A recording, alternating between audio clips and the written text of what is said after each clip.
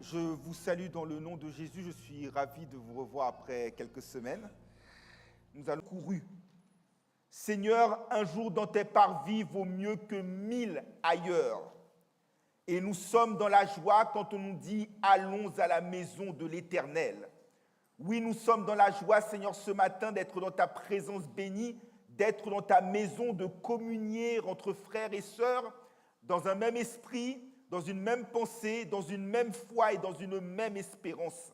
Merci pour les cantiques d'adoration que nous avons pu t'adresser, pour nos prières qui ont convergé vers toi, pour les offrandes que nous t'avons apportées. Mais à l'image du roi Sédécias, ce matin, nous nous posons une question. Y a-t-il une parole de l'Éternel pour nous aujourd'hui? Y a-t-il une parole de l'Éternel pour nous ce matin? Beaucoup viennent, Seigneur, en étant fatigués, en étant attristés, en étant affligés, en étant inquiets. D'autres sont dans la joie, mais chacun, avec sa vie, avec ses problèmes, avec ses espérances, attend une parole de ta part. Pas une parole d'un homme, mais une parole de ta part. Et Seigneur, nous savons que tu es le Dieu des dons parfaits et des grâces excellentes. Et c'est pourquoi je demande que chaque personne ce matin, quel que soit le vecteur par lequel elle va entendre ta sainte parole, le vecteur par lequel elle va entendre tes oracles, qu'elles soient en présentiel ou sur les réseaux sociaux, reçoivent une parole de vie, reçoivent, Seigneur, la manne spirituelle, et que chacun soit béni avec une centuple portion de l'Esprit, et que nous ressortions en étant revigorés, ranimés par la flamme de ton Esprit.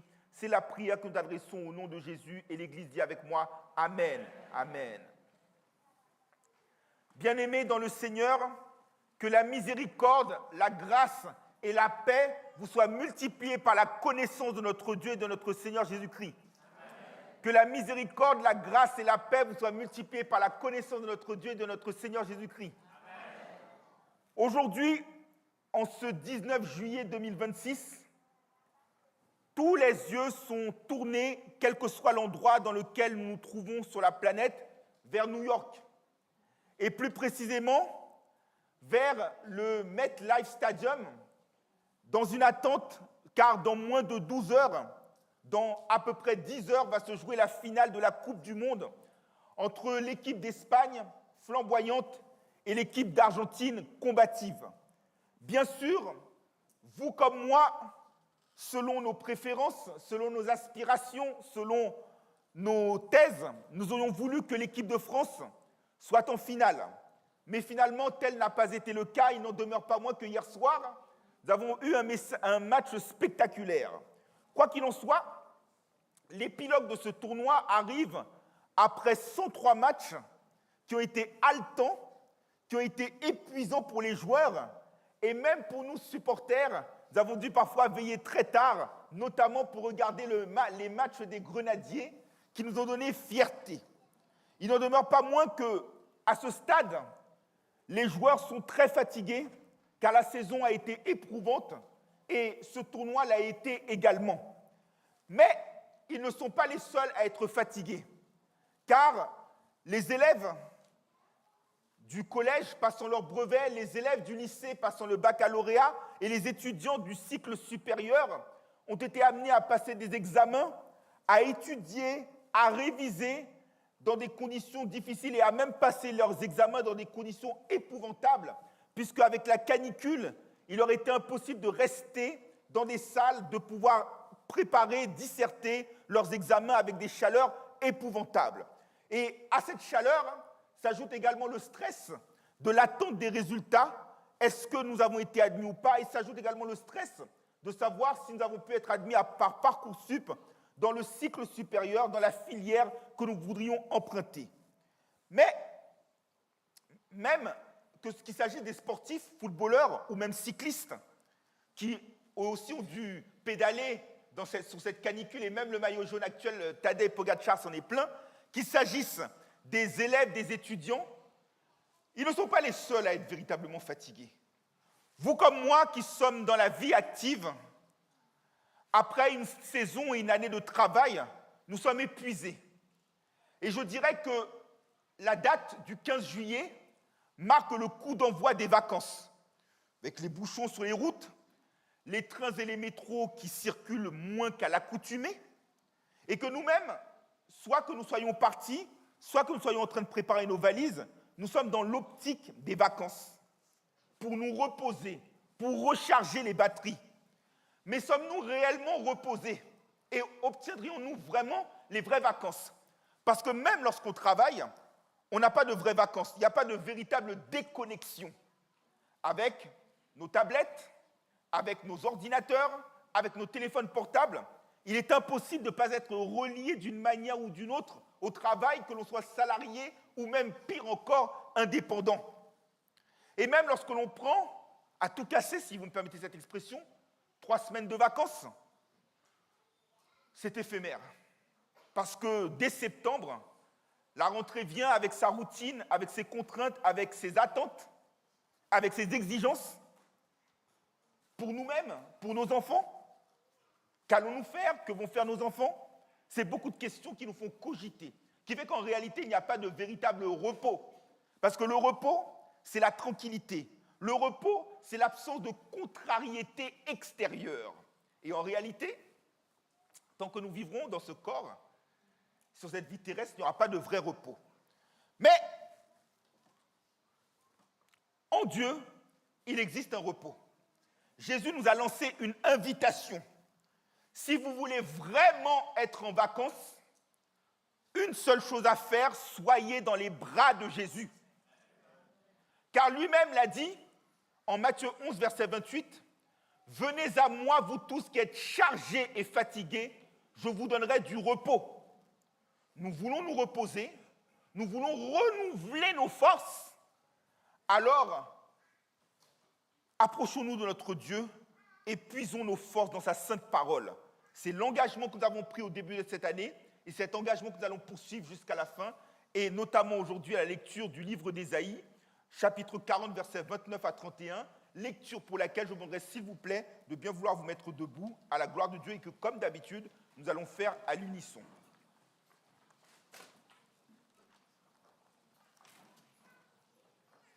La lecture sera donc tirée du livre d'Ésaïe, chapitre 40, versets 29 à 31. Excusez-moi. Pardon. Amen, l'Église. Amen. Ensemble à la gloire de Dieu. Il donne de la force à celui qui est fatigué et il augmente la vigueur de celui qui tombe en défaillance.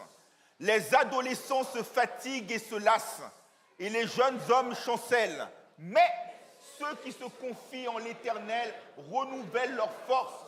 Ils prennent le vol comme les aigles. Ils courent et ne se lassent point. Ils marchent et ne se fatiguent point. Reprenons ensemble la toute première partie du verset 31. Mais ceux qui se confient en l'Éternel renouvellent leur force. Amen. Jusqu'ici la parole de Dieu, que le Seigneur donne bénir cette portion d'écriture, codification commune de nos âmes. Je vous remercie. Vous pouvez vous asseoir. Le titre du message de ce matin est un appel au secours. Le titre, c'est « Seigneur, renouvelle notre force ». Pour ce faire, nous allons effectuer cette demande en 3 temps. Tout d'abord, en analysant le contexte. Ensuite, dans un second temps, en voyant comment nous ressourcer auprès de notre Dieu. Et enfin, les bénéfices de cette force renouvelée en Christ. Les versets du jour sont tirés du livre d'Ésaïe. Ésaïe est le plus grand des prophètes.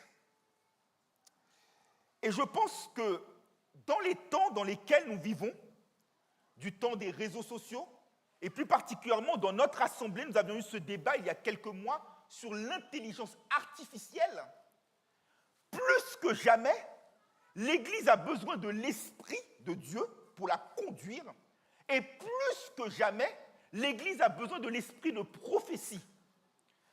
Et l'apôtre Pierre l'avait dit lui-même, en 2 Pierre 1, verset 21, « Il n'est aucune prophétie qui a été donnée par une volonté d'homme, mais c'est poussé par le Saint-Esprit que les hommes se sont mis à parler de la part de Dieu. » Autrement dit, il n'est pas possible de prêcher, il n'est pas possible de prophétiser, il n'est pas possible d'exhorter si nous ne sommes pas poussés, si nous ne sommes pas à l'instar du prophète Ézéchiel, saisis par l'Esprit. Toute forme de parole de Dieu qui est proclamée sans que l'Esprit soit à la manœuvre au préalable, sans que l'Esprit soit le conducteur, est nulle et non avenue, elle est sans effet. J'en veux pour preuve que lorsque, en Actes chapitre 16, la femme atteinte de l'esprit de Python avait dit que Paul et Silas parlaient de la part de Dieu, cette parole ne pouvait être valable parce que c'était l'esprit de Python qui parlait. Et cela nous amène aussi à comprendre que Satan connaît la parole, mais que celle-ci, il ne peut pas être valable, notamment lorsqu'il avait tenté Jésus. Il avait cité plusieurs versets, notamment celui du psaume 91, disant que si tu tombes, il déploiera ses anges pour te secourir, mais elle ne peut pas être valable parce qu'il n'était pas habité lui-même par l'esprit. Et donc, même une prédication qui est faite du haut d'une chair, qui est basée sur l'intelligence artificielle, ne saurait être valable. Elle doit être inspirée. Et l'Église, en règle générale, et notre assemblée en particulier, a besoin qu'il y ait l'esprit de prophétie au milieu de nous. Moïse avait prié dans Nombre chapitre 11, verset 31, pour que les prophètes soient nombreux, que l'esprit de révélation se répande. Parce que c'est le signe d'une bonne santé spirituelle d'une Église, d'une bonne santé d'une assemblée, que nous ayons l'esprit de prophétie qui nous anime. Et pour vous confirmer également qu'on ne peut pas proclamer la parole de Dieu sans être habité par l'esprit, c'est que Paul lui-même, en 2 Timothée 3, verset 16, nous a dit que toute écriture est inspirée de Dieu pour enseigner, convaincre, corriger, instruire dans la justice, afin que l'homme de Dieu soit équipé et propre à toute bonne œuvre. Toute écriture, mais toute prédication doit être une démonstration de l'esprit et de puissance.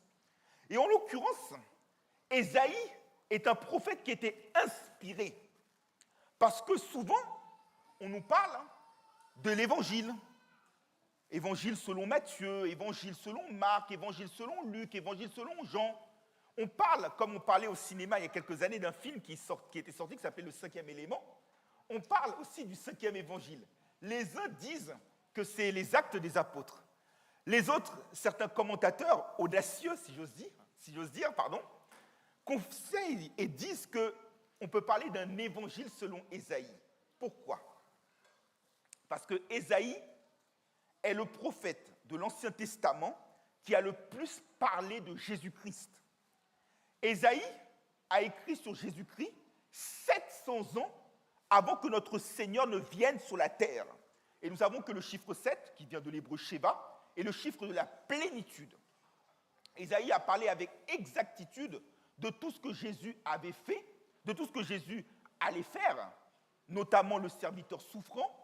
Et on le voit d'ailleurs parce que lorsque notre Seigneur Jésus a commencé son ministère d'enseignement, de prédication, de guérison, qu'a-t-il lu en premier? On le voit en Luc 4, versets 16 à 21. C'est Ésaïe 61. L'Esprit du Seigneur est sur moi, il m'a oint pour annoncer une bonne nouvelle aux pauvres, pour libérer les captifs, etc.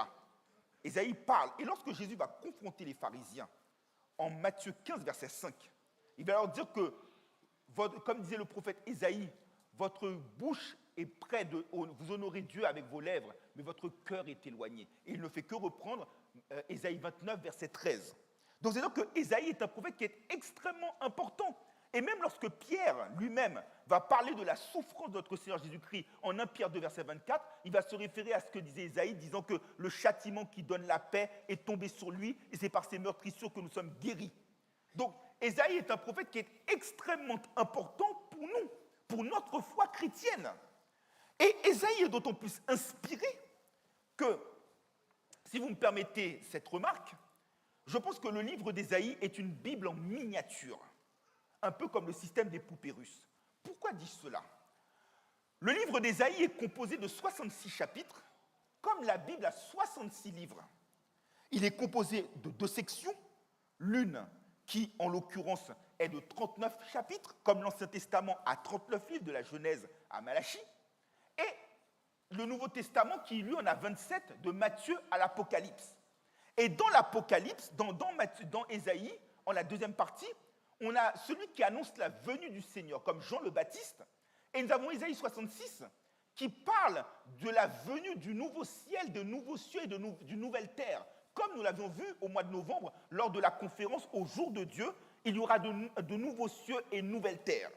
Et donc le livre d'Ésaïe est en ce sens une Bible en miniature au sens des poupées russes.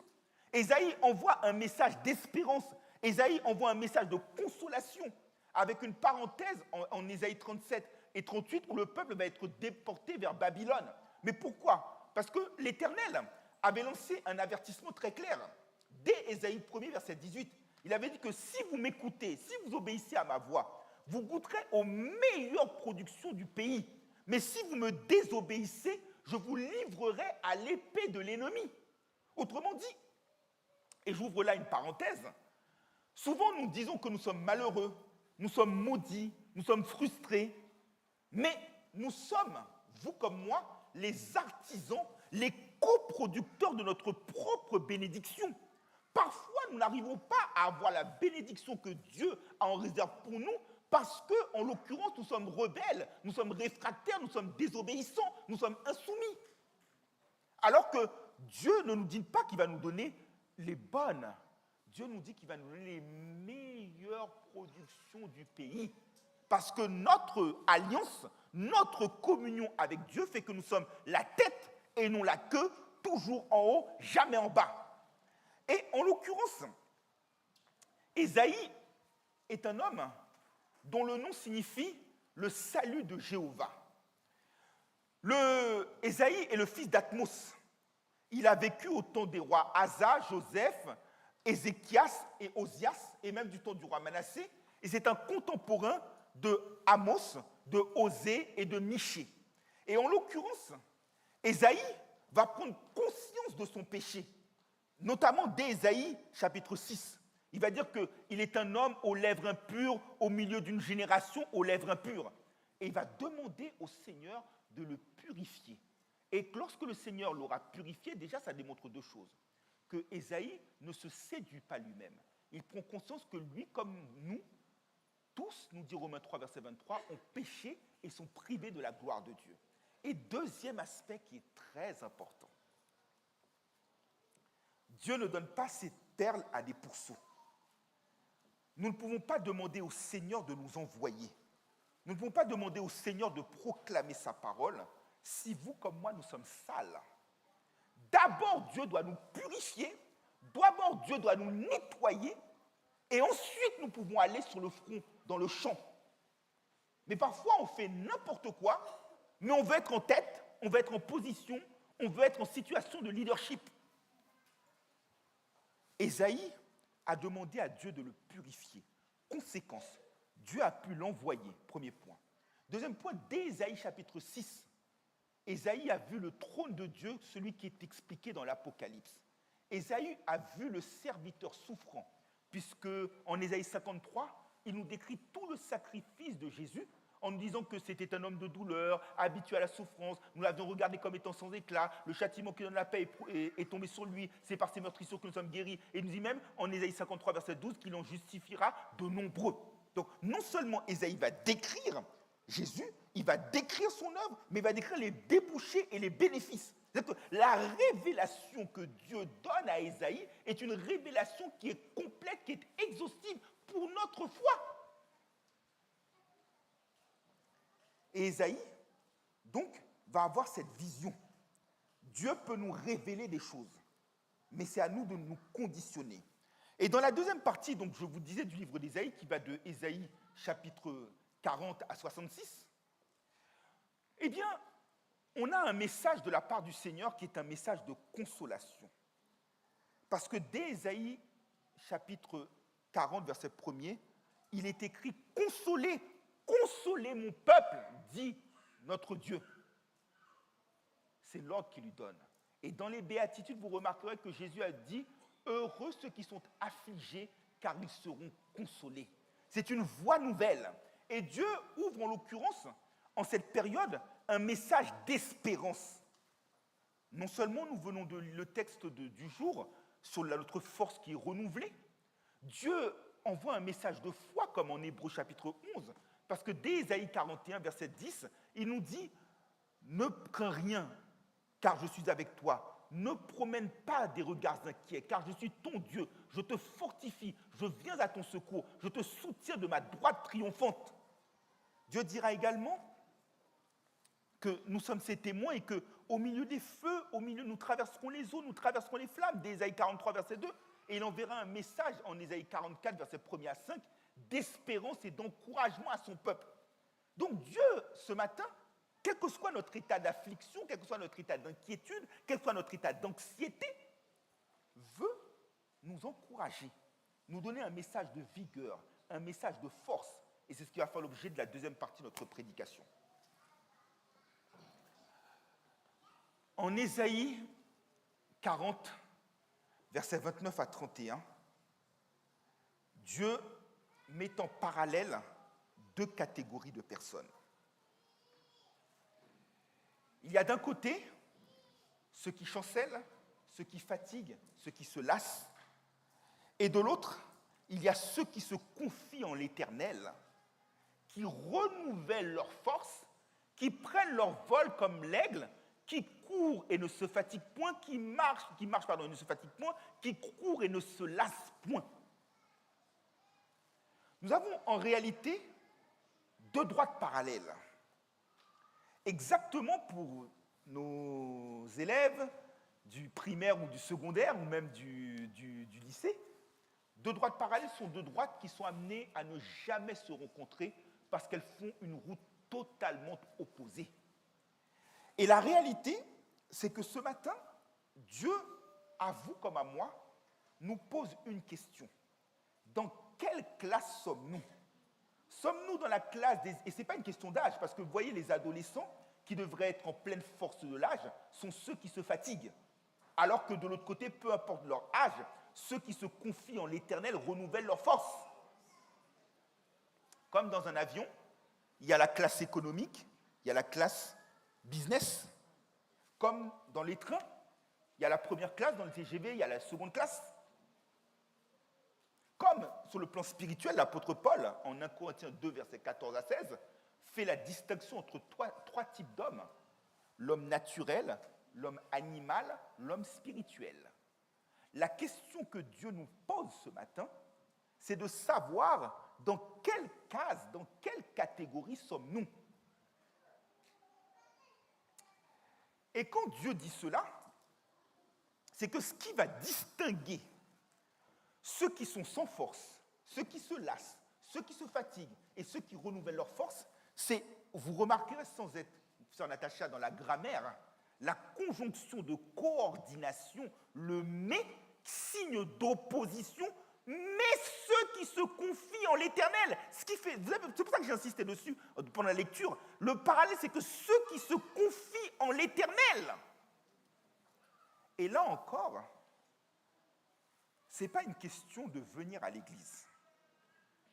Comme j'ai souvent eu l'habitude de le prêcher ici, il y a connaître et connaître. Il ne s'agit pas de dire « je suis membre d'une assemblée depuis 1994, depuis l'Antiquité ». Il ne s'agit pas de dire « j'ai un titre ». Il ne s'agit pas de dire « j'ai une fonction dans l'Église ». La question c'est « est-ce que tu connais Dieu ?» Et je ne parle pas de connaître de manière encyclopédique, je ne parle pas de connaître de manière intellectuelle, je parle de connaître de manière spirituelle, par une communion, par une intimité, par une unité avec Dieu, par une identification à notre Dieu. Quand tu t'identifies à Christ, Christ peut dire de toi, comme il le dit en Jean 10, verset 14, « Je connais mes brebis et mes brebis me connaissent. » Et il ne parle pas de manière intellectuelle, il ne parle pas de manière encyclopédique, mais parce que ces brebis ont avec lui une intimité. Ceux qui chancellent, qui se lassent, sont ceux qui ne connaissent pas Dieu. Et encore une fois, tu peux connaître la parole, mais être loin de Dieu. Pardon de revenir là-dessus, mais lorsque Satan avait tenté Jésus, à chaque fois, il lui disait « il est écrit que, il est écrit que, il est écrit que ». Satan connaît la parole. Mais dans la mesure où il n'est pas en communion avec Dieu, ce qu'il dit est nul et non avenu, ce qu'il dit est caduc. Et la différence, c'est que, comme je le disais, il y a connaître et connaître. Et c'est vrai que quand on est adolescent, en général, on a la force de l'âge. En général, on est plein d'énergie. En général, on se sent, si j'ose dire, pardonnez-moi cet adjectif, tout puissant. Même les parents, on ne respecte pas ses parents. On se croit supérieur. On parle de crise d'adolescence. On est monsieur et madame, je sais tout. Et les adolescents ont la possibilité de pouvoir développer rapidement des muscles, des abdominaux, d'avoir ce qu'on appelle sur les plages le summer body, parce qu'ils sont en force de l'âge. Et pourtant, paradoxalement, ce sont eux qui se lassent et se fatiguent. La clé, je vous la donne. Ils n'ont pas d'intimité avec Dieu et ils sont dans le péché. Quand tu es dans le péché, tu es sans force. 3 exemples concrets. David dit dans le psaume 32, verset 4, « Lorsque tu appesantissais ta main sur moi jour et nuit, ma sécheresse, ma vigueur était comme la sécheresse de l'été. » Vous remarquerez, d'accord, les arbres que nous voyons ici sont en feuilles, mais en général, ils sont verts, les feuilles sont vertes, mais ils se jaunissent. Il n'y a plus de vigueur. Quand il y a la sécheresse, regardez les agriculteurs avec la canicule. Toute leur récolte, poubelle. Il n'y a plus de vigueur. David disait également dans le psaume 38, verset 4, la même chose, que sa vigueur, sa force était perdue à cause de son péché. Et Paul, en Romains chapitre 5, verset 6, dit que lorsque nous étions sans force, au temps marqué, Christ est mort pour des impies. Autrement dit, pourquoi tu te lasses? Pourquoi tu te fatigues? Pourquoi tu es sans force? Pourquoi tu chancelles? Parce que tu n'es pas en communion avec Dieu. Dès lors que tu es dans le péché, tu perds ta force. Dès lors que tu tournes dos à Dieu, tu perds ta vigueur. Dès lors que tu es en parallèle avec Dieu, tu perds ta jeunesse. On dit en général, c'était Jules Romain qui avait eu cette réflexion, que la jeunesse, c'est le temps que l'on a devant soi. Mais quand tu es loin de Dieu, tu vois parfois tes années se raccourcir. Tu vois, au lieu que Dieu te rassasie de longs jours, tes jours se raccourcissent. Tu vieillis très rapidement. Tu perds de ta force. La clé, c'est la communion avec Dieu. Et je vais vous dire, les adolescents, ceux qui sont sans force, les adolescents souvent se croient tout permis, et souvent pour ceux qui sont parents, ce que leurs parents leur disent est souvent sans valeur. C'est lorsque ils se prennent le mur, lorsqu'ils se brûlent les doigts, que là, effectivement, ils comprennent la réalité de la vie. Pourquoi? Parce que pour eux, ils sont, comment je pourrais expliquer ça, autosuffisants. Ils se suffisent à eux-mêmes, ils sont égaux à eux-mêmes. Or, la réalité, c'est que je dirais que si nous voulons renouveler notre force ce matin, devenons, si j'ose dire, des petits-enfants. Prenons conscience que nous ne sommes rien. Le sage Salomon disait, l'Éternel avait dit à Salomon, en Proverbes chapitre 3, verset 5, « Confie-toi en l'Éternel de tout ton cœur, reconnais-le dans toutes tes voies, et il aplanira tes sentiers. » Et chose encore plus importante pour notre foi chrétienne, Jean 15, verset 5, Jésus nous a dit très clairement que sans moi, vous ne pouvez rien faire. Autrement dit, notre force, notre vigueur, nos projets, notre énergie n'est pas possible si nous ne sommes pas rattachés à Christ comme le cep, comme la vigne l'est au cep. C'est comme si je vous disais qu'il court et ne se lasse point. C'est comme si je vous disais que, par exemple, vous avez votre téléphone portable et que vous arrivez et que tu as noté toute la journée sur le téléphone portable. Pas de problème. mais vous n'avez pas le fil pour brancher le téléphone portable, soit une prise USB, soit une prise de 120 volts. Vous n'avez pas la batterie de secours. Comment vous voulez que votre portable tienne? Il va se décharger, et boum, à un moment, il va s'éteindre. Autre exemple, c'est comme si vous avez une voiture. Vous ne faites pas le plein parce que vous dites, c'est bon, il va pouvoir tenir la route, j'ai un diesel, il n'y a pas de problème, il va me faire tenir la route. S'il n'y a plus d'essence dans le réservoir, panne. Nous avons besoin ce matin de renouveler nos forces en rechargeant nos batteries, en refaisant le plein.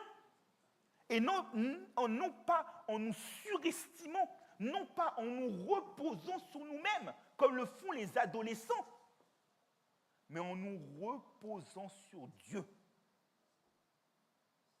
Et là,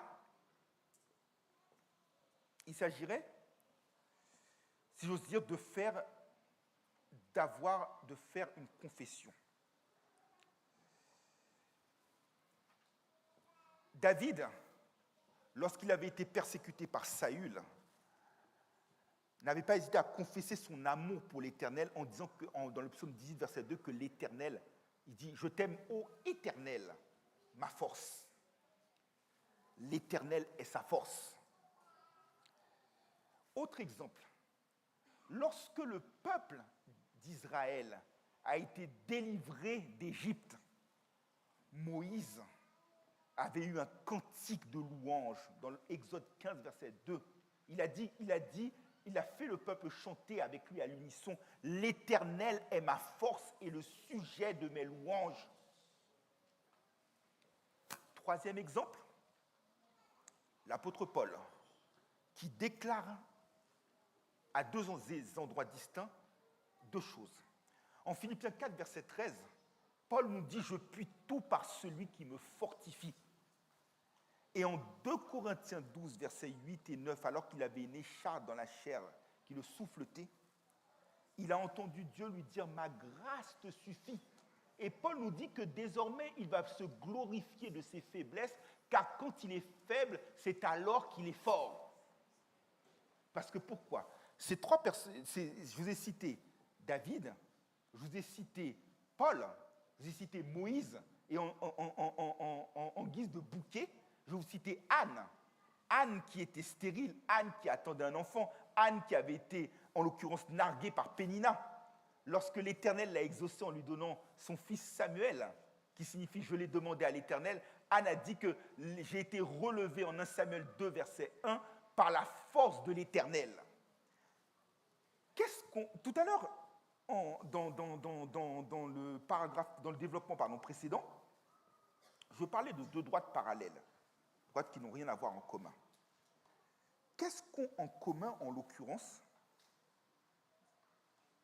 Anne, Paul, Moïse,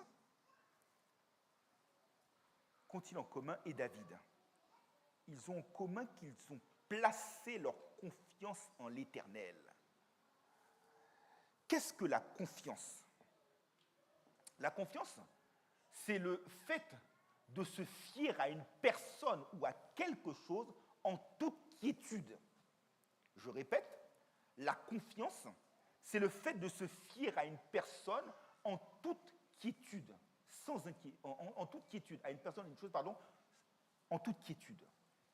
Et là, en l'occurrence, hier en préparant le message, je lisais un article dans le Figaro où les spécialistes de l'économie disaient qu'avec les vacances, donc en général sur les marchés financiers, c'est plutôt calme et que c'est aussi une opportunité de pouvoir faire les bons placements. Et c'est vrai que souvent, quand on veut investir, on se pose la question, doit-on investir dans la pierre, en achetant une maison, résidence principale, des appartements pour les mettre en location, etc. Doit-on investir dans la bourse ou doit-on investir, on parlait même à une époque du Bitcoin aussi. Bon, ça reste, mais pour combien de temps, on ne sait pas. Eh bien, moi, je vais vous dire une chose. Me référant à la parole de Dieu, s'il y a bien un verset que vous devriez retenir de cette prédication de ce matin, c'est Ésaïe 8, verset 17, où Ésaïe nous dit « Je place ma confiance en mon Dieu ». Il ne place pas sa confiance en un homme, il ne place pas la confiance en sa femme, il ne place pas la confiance en un investissement. Je place ma confiance en un Dieu. La bourse peut s'effondrer, L'immobilier peut s'effondrer. Tu peux avoir une maison que tu mets en location, le locataire décide de ne pas te payer et en France, malheureusement, les locataires ont tous les droits. Mais quand tu places ta confiance en Dieu, il n'y a pas de ruine. Quand tu places ta confiance en Dieu, il n'y a pas de trou dans la raquette, il n'y a pas de trou dans la trésorerie. Il place sa confiance en Dieu. Ésaïe 8, verset 17. Et c'est le meilleur placement qu'il y a. Parce que là où nous plaçons notre confiance en Dieu, ni la teigne, ni la rouille, ni les voleurs ne peuvent avoir accès. Souvenez-vous de la crise de 2008. Beaucoup de gens aux États-Unis qui ont investi dans la bourse pour leur retraite par capitalisation. Et lorsque les marchés se sont effondrés, ces gens ont vu tous leurs investissements, tant pour leur retraite que pour leur crédit immobilier, souffler. Autre exemple, pendant le tremblement de terre qui a eu lieu en Haïti en 2010, beaucoup, pour leur retraite, avaient prévu une maison au bled, ce qui est un très beau projet. Mais boum, la maison s'effondre, terminé. Placez votre confiance en Dieu. Et qu'est-ce que le fait de se confier en Dieu? Tout d'abord, la confiance en Dieu, elle doit être totale. En Ésaïe 12, verset 1er, Ésaïe nous dit « Mon Dieu est ma délivrance ». Il nous dit surtout « Je serai plein de confiance ». Ceux qui se confient en l'Éternel ne peuvent pas se confier en l'Éternel à moitié. Dans Ésaïe 12, verset 1, nous dit « Je serai plein de confiance, car voici mon Dieu et ma délivrance, le sujet de mes louanges. » Pas de demi-confiance, pas de confiance à moitié. Dieu a dit à Salomon de se confier en lui de tout son cœur. Et que nous dit 2 Chroniques 16, verset 9 ? Il dit « Car l'Éternel Dieu étend ses regards sur toute la terre pour soutenir ceux dont le cœur est tout entier à lui. » Il ne s'agit pas d'un cœur demi-écrémé. Il s'agit d'un cœur tout entier. Et la confiance, comme je vous le disais, elle doit être totale. En réalité, quand on se confie à Dieu, c'est comme si vous laissez votre voiture à un garagiste. Vous avez été victime d'un sinistre. Il y a une dégradation. Soit c'est un bris de glace, soit c'est une portière qui a été enfoncée, et je ne sais, et j'en passe des pires. Soit c'est pour faire une révision pour le filtre à huile, pour faire la vidange, et j'en passe. En général, quand vous allez voir le garagiste, vous déposez votre voiture le matin, si vous lui faites confiance, vous ne vous posez pas de questions sur la manière dont il va pouvoir réparer votre véhicule. Vous savez que c'est le spécialiste. Vous lui laissez votre voiture en étant certain que le soir, quand vous allez bien la récupérer, elle sera nickel chrome. Vous ne posez pas de questions. Se confier à Dieu, c'est pareil. Quand tu as un problème, tu ne te poses pas la question de la manière, le pourquoi, le comment. Tu sais que Dieu va le réparer.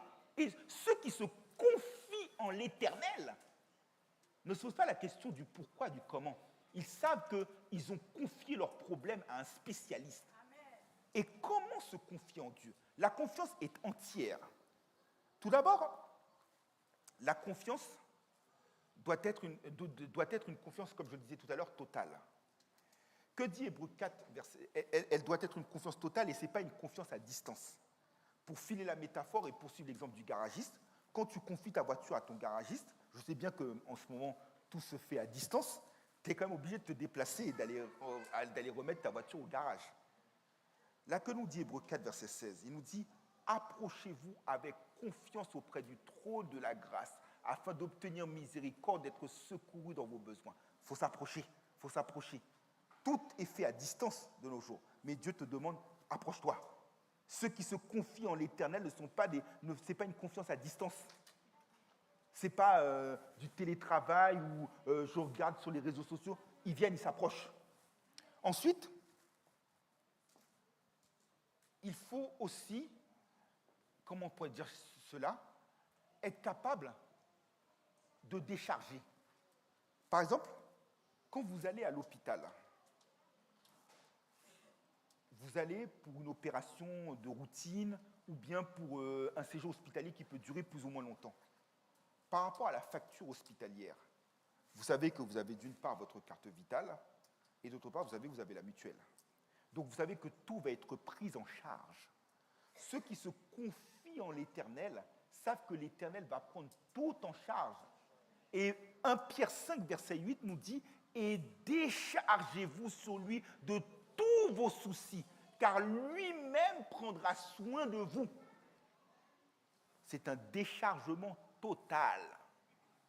Et puis, aussi, la confiance suppose qu'il y ait une absence d'inquiétude. Je m'explique. Dans la parole, Dieu, le Dieu trinitaire, Père, Fils et Saint-Esprit, s'est révélé à nous et à 365 reprises, il nous dit « ne crains point ». Ça veut dire qu'en gros, Dieu te fait comprendre que même si tu as un problème, il y a toujours une solution.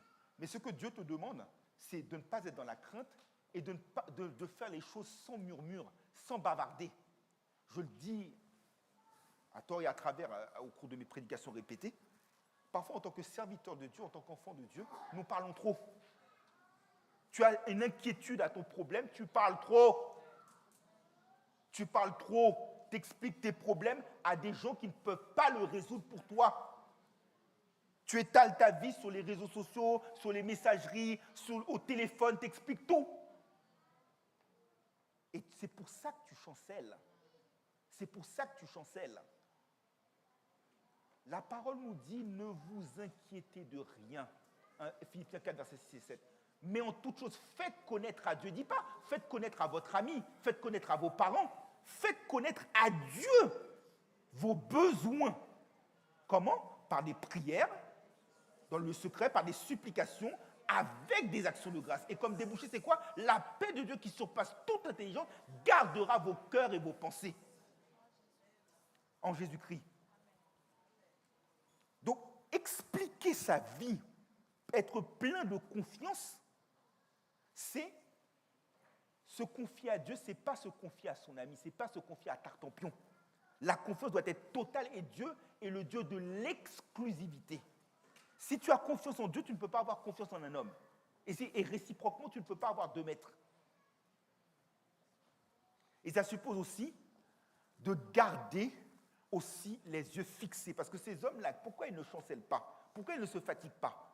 Parce qu'ils ont les yeux fixés sur un objectif. Ils ne sont pas, en l'occurrence, dans le déraillement. Pierre a pu marcher sur les eaux. Il a vu que ses pieds n'ont pas chancelé parce qu'il avait confiance en Dieu qui regardait Jésus droit dans les yeux. À partir du moment où il a eu un doute, ses pieds ont chancelé, il a coulé. Parce que le doute veut dire que tu n'as plus confiance en Dieu. Et donc, conséquence, tu chancelles. Ce n'est pas ce que Dieu attend de nous. Ce que Dieu attend de nous, c'est que nous gardions les yeux fixés sur l'auteur et le consommateur de notre foi, parce que lui, il a la récompense en définitive, et c'est ce qui va faire l'objet de la 3e et dernière partie de notre prédication. Mais ceux qui se confient en l'Éternel renouvellent leur force. Renouvelle, ça veut dire que Dieu, chaque fois, fait une mise à jour. La force qu'il te donne, il ne te la donne pas pour un temps, il te la renouvelle, il te donne une ligne de crédit, il te donne une facilité de caisse spirituelle importante. Mais comment être en mesure de renouveler cette force? Cette force peut être renouvelée lorsque Dieu, par son esprit, demeure en nous et que nous demeurons en lui. 1 Jean 4, verset 4 nous dit que plus fort est celui qui est en nous que celui qui est dans le monde. Lorsque Dieu habite en toi, effectivement, tu es fort et cette force, il te la renouvelle. Tu peux être capable de dire, comme dans le psaume 27, « L'Éternel est mon secours et ma lumière, de qui aurais-je crainte? L'Éternel est le soutien de ma vie, de qui aurais-je peur ?» Personne ne peut te nuire. Lorsque tu es en présence de Dieu, tu peux dire que si Dieu est pour nous, qui sera contre nous? Lorsque tu es fort en Dieu, tu as toutes les armes spirituelles et donc les traits enflammés du malin ne peuvent pas t'atteindre. Mais surtout, l'arme la plus forte qu'il faut avoir pour renouveler sa force, c'est la parole. Ce n'est pas le cas ici, mais je le dis pour ceux qui regarderont dans les jours à venir sur les réseaux sociaux. Beaucoup d'églises sont en malnutrition spirituelle parce qu'elles sont mal nourries. Et parce que, puisque ça me vient à l'esprit à l'instant, je vais le dire tel que je le pense, je fais comme tout le monde, je regarde les réseaux. J'ai un serviteur, un éminent prédicateur, qui a dit, du haut d'une estrade, une phrase qui m'a marqué, que j'ai répétée il y a quelques jours. Il disait que parfois, tu peux avoir le titre, mais pas le mandat, mais tu peux avoir le mandat sans le titre. Et dans nos communautés, parlons dans la vérité, franchement, dans la communauté haïtienne, nous aimons les grades, nous aimons les titres, mais alors que Dieu ne nous a jamais donné le mandat pour ce faire. Résultat des courses, oui, j'ai le titre, parfait, oui, je me présente sur l'estrade, mais puisque Dieu ne m'a pas donné le mandat, je ne peux pas donner au peuple la nourriture pour qu'il les muscle pour tenir. Et résultat des courses, tu as des brebis chétives qui chancellent, qui se lassent, qui fatiguent, qui lorsque le démon arrive, il les ballotte comme une boule de flipper de gauche à droite. Or, la clé pour qu'une église tienne debout, la clé pour que personnellement, vous et moi, nous puissions être forts, c'est, en plus de la prière, la parole. Vous voyez, dans le texte du jour, il est dit « les adolescents se lassent et se fatiguent ». Mais là, en l'occurrence, il nous est dit, en 1 Jean 2, verset 14, « jeunes gens », regardez le parallèle, « vous êtes forts, car vous avez la parole ». Les adolescents chancellent d'un côté, mais de l'autre côté, les autres sont forts parce qu'ils ont la parole. Grâce soit rendue à Dieu pour notre pasteur, qui laisse la latitude pour prêcher. Mais parfois, j'ai eu, en 19 ans de prédication, des églises où on me fait comprendre, « Hé frère, pas plus d'une demi-heure. Comment le peuple peut être fort en une demi-heure de prédication ?» Jésus ne te dit pas, « survole mes enseignements ». Survole ma parole, dit demeurez dans ma parole, demeurez dans mes enseignements. Quand vous avez un domicile, vous ne faites pas que passer. Prenez le temps, notamment le soir, le week-end, le dimanche, de vous reposer, de rester chez vous. Pour ceux qui sont comme moi, qui sont casaniers, on aime bien rester à la maison. Mais je ne fais pas survoler ou du genre, je suis à la maison que pour dormir, mais je suis tout le temps dehors. Non, demeurez dans mes enseignements, pas survoler. Eux, ils sont forts parce qu'ils ont la parole de Dieu avec eux. Et je parlais à l'instant de malnutrition spirituelle, je parlais à l'instant d'avoir le titre mais pas le mandat, d'où la nécessité d'une correspondance entre le mandat et le titre. Souvenez-vous, on va remonter dans le temps, il y a à peu près bientôt 14 ans, il y avait une conférence à l'époque à Saint-Ouen sur Acte 4, verset 12.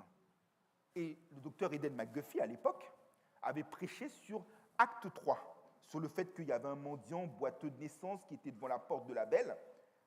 Puisque Pierre et Jean ont eu le mandat, puisque Pierre et Jean ont eu le titre, ils ont été capables de dire « Je n'ai ni or ni argent, mais ce que j'ai, je te le donne. Au nom de Jésus, lève-toi et marche !»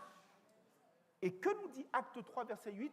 Les pieds du boiteux étaient affermis. Les adolescents qui n'étaient pas boiteux de naissance voient leurs pieds chanceler, mais puisque lui, il est sous le périmètre spirituel de la parole, le périmètre spirituel de l'esprit, alors ses pieds ne chancellent pas. Mais pourquoi ? Parce qu'à la base, il y a une parole qui a été prononcée. Une parole. Tu ne peux pas être fort sans la parole. Il faut une discipline. C'est comme si je disais que tu veux faire un régime. Tu dis, je vais à la salle de sport, mais en même temps, tu manges n'importe comment. Non, tu ne peux pas clocher les deux bords. Je veux faire un régime, je vais aller à la salle de sport, mais je vais également avoir un régime alimentaire adapté. Il en est de même. On doit avoir une discipline, mais notre régime alimentaire spirituel, c'est d'être nourri continuellement par la parole et pas la survoler comme d'aucuns voudraient le faire. Et quand tu arrives, que tu es habité par la parole, eux se fatiguent et se lassent, eux chancellent. Mais regardez ce que nous dit la parole. Il prend son envol comme l'aigle. Oh, l'aigle, l'aigle, symbole de supériorité. L'aigle, symbole de puissance. L'aigle, symbole de l'envol. L'aigle, symbole de la liberté. Oui, comme disait le chant, Comme l'aigle au vol rapide, je veux te servir. Les yeux fixés sur mon guide. Toujours t'obéir, pardon. J'avais oublié la dernière strophe. Merci, ma sœur. Les yeux, comme l'aigle au vol rapide, je veux te servir. Les yeux fixés sur mon guide, toujours t'obéir. L'aigle s'élève. Dieu va te... Le psaume 103, verset 5 nous dit, il te fait rajeunir comme l'aigle. Quand tu te confies, il n'y a pas de meilleure cure de jouvence que de se confier en l'Éternel. Quand tu te confies en l'Éternel, tu peux avoir 44 ans comme moi, et pourtant avoir des jeunes de 20 ans. Tu peux avoir 44 ans comme moi, mais avoir une deuxième jeunesse. Tu as l'impression dans ta tête, dans ton corps, dans ton esprit, moi, bon, je ne dis pas ça parce que je veux parler de moi, ce n'est pas moi le sujet, mais j'ai l'impression de retrouver mes 20 ans. À 44 ans, il te fait rajeunir comme l'aigle. Tu veux une cure de jouvence? Confie-toi en l'Éternel. Et l'aigle, il t'élève. David nous dit qu'il rend mes pieds. Vous voyez, les adolescents, ceux-là se fatiguent, leurs pieds chancellent. Là, David nous dit dans le psaume 18, verset 44, il rend mes pieds semblables à ceux d'une biche, il me met sur les lieux élevés. Autrement dit, quand Dieu te parle d'être de l'aigle, Dieu veut renouveler ta force, mais Dieu veut te placer. C'est la deuxième étape, la deuxième vitesse que nous devons enclencher. Maintenant, on sait que nous sommes forts, mais maintenant, c'est le temps de l'élévation. Tu es dans une entreprise, tu ne peux pas rester tout le temps au stade de stagiaire ou de collaborateur. Deviens cadre.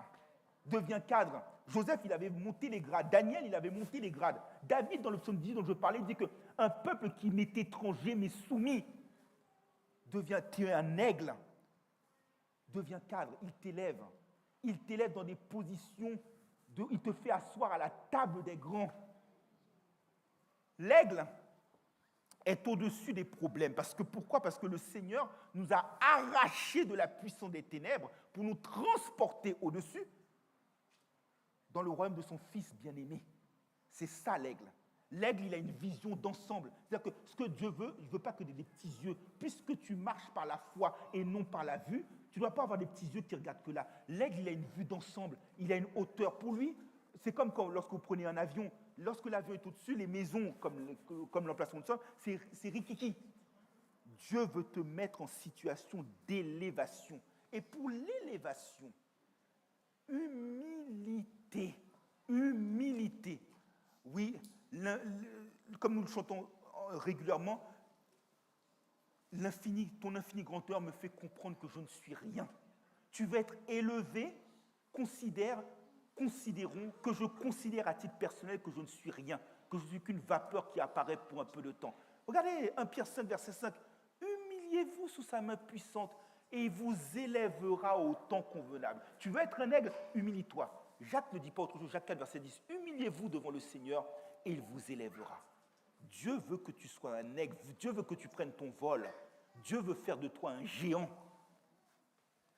Et l'aigle, il a aussi cette capacité aussi de pouvoir se défendre, parce qu'il a des griffes. Lorsque Satan veut venir t'attaquer, tu dois être capable, tac, un coup de griffe, de le faire tomber. Et puis, pendant que tu es sur la terre, Dieu est merveilleux. Pourquoi? Il marche et ne se fatigue point, il court et ne se lasse point. Quand tu marches, par exemple quand je marche, normalement, c'est que tu n'es pas pressé. Tu n'es pas pressé, tu as le temps. Tu peux marcher, Eh bien Dieu, c'est quand tu marches avec Dieu, quand tu marches par la foi, comme Enoch marchait avec Dieu. Enoch ne se fatiguait pas. Quand tu marches, comme j'avais prêché cela à l'époque où on était à Saint-Denis en septembre 2017, où 1 Jean 2, verset 5, nous dit que si nous disons que nous demeurons, si quelqu'un dit qu'il demeure en lui, il doit marcher comme lui avait marché. Si tu marches comme Christ avait marché, tu ne seras pas fatigué. Si tu marches selon l'esprit, tu ne seras pas fatigué. Si tu marches par la foi, tu ne seras pas fatigué. Si tu ne marches pas selon le conseil des méchants, tu ne seras pas fatigué. Et aussi, il court et ne se fatigue point. Canicule, pas canicule, quand tu cours avec Christ, parce que Dieu sait ce qu'il fait. Il y a des moments quand il s'est calme, Dieu te dit marche. Et c'est pour ça qu'il faut respecter le code de la route spirituelle. Quand Christ te dit je suis le chemin, la vérité et la vie, nul ne vient au Père que par moi, il y a un code de la route, mon frère, spirituel à respecter. Quand on nous dit en centre-ville, pas plus de 50, c'est pas plus de 50. Si je suis sur l'autoroute, je peux rouler à 130, notamment sur les routes de province. Et bien là, il en est de même. Il y a des moments où Dieu me dit marche. Il y a des moments où il te dit cours. Et quand il te dit cours, c'est parce qu'il sait pourquoi il te dit courir. Tu peux avoir la chaleur. Il peut faire chaud, 40 degrés, mais tu es comme un Tadej Pogacar. Tu écrases la concurrence. Paul avait pour objectif de courir pour annoncer la bonne nouvelle, acte 20. Et il avait dit aux Galates qui justement ne se confiaient plus en Dieu, mais écoutaient un autre évangile. Il a dit, mais Galates, Galates dépourvus de sens, vous couriez bien. Qui vous a séduit? La course, c'est, en gros, tu dois avoir les yeux sur ton couloir. Tu dois avoir les yeux sur bien sûr la tête sur le guidon, mais de temps en temps regarder. Mais tu dois rester sur ta ligne. Et lorsque tu restes sur ta ligne, lorsque tu suis ta ligne, ben là, tu as la course. Et à la fin, tu peux dire à l'image de l'apôtre Paul que j'ai combattu le bon combat, j'ai achevé la course, j'ai gardé la foi. C'est-à-dire que Paul nous fait comprendre que, en l'occurrence, sa confiance en Dieu a été inaltérée, inébranlée, nullement impactée. Désormais, la couronne de vie m'est réservée, non seulement à moi, mais à tous ceux qui en ce jour-là, m'est réservé en ce jour-là, non seulement à moi, mais également à tous ceux qui auront aimé son avènement. Il ne s'est pas lassé. Paul ne s'est pas lassé de faire le bien. Paul ne s'est pas lassé de prêcher. Paul ne s'est pas lassé d'exhorter, parce qu'il courait en se confiant en Dieu. Paul avait eu, je le répète encore une fois, non seulement le titre d'apôtre, mais également le mandat. Et quand tu as le mandat, quand Dieu te donne la vision, il te donne la provision. C'est que Dieu ne te laissera jamais courir s'il sait que tu n'as pas les aptitudes, de dire à marche. Et réciproquement, s'il sait que la marche n'est pas adaptée pour toi, il te dira courir. Mais ce qui importe, c'est de rester dans ton couloir et de garder les yeux fixés sur lui, plein de confiance. Ainsi donc, mes frères et sœurs en Christ, pour terminer, ce matin, en cette saison estivale, malgré les chaleurs, malgré les difficultés, malgré les soucis, malgré nos afflictions, Dieu nous appelle à garder un regard exclusif sur lui. À l'instar de ce qu'il avait dit à Josué, sans regarder ni à gauche ni à droite, mais en méditant le livre de la loi, en demeurant dans sa parole et en ne la survolant pas. Sa parole, c'est notre vitamine. Sa parole, c'est notre protéine. Sa parole, c'est notre créatine. Sa parole, c'est notre booster. C'est ce qui va nous permettre de pouvoir marcher sans nous fatiguer, ce qui va nous permettre de ne point chanceler, ce qui va nous permettre d'être affermis et ce qui va nous permettre de pouvoir courir et de tenir la distance. Alors que nous entrons dans une session de vacances et que nous aspirons à ce repos, souvenons-nous de ce que disait la parole en 2 Chroniques 20, verset 20. Confiez-vous en l'Éternel, votre Dieu, et vous serez affermis. Confiez-vous en ses prophètes et vous réussirez. Que Dieu vous bénisse. Amen.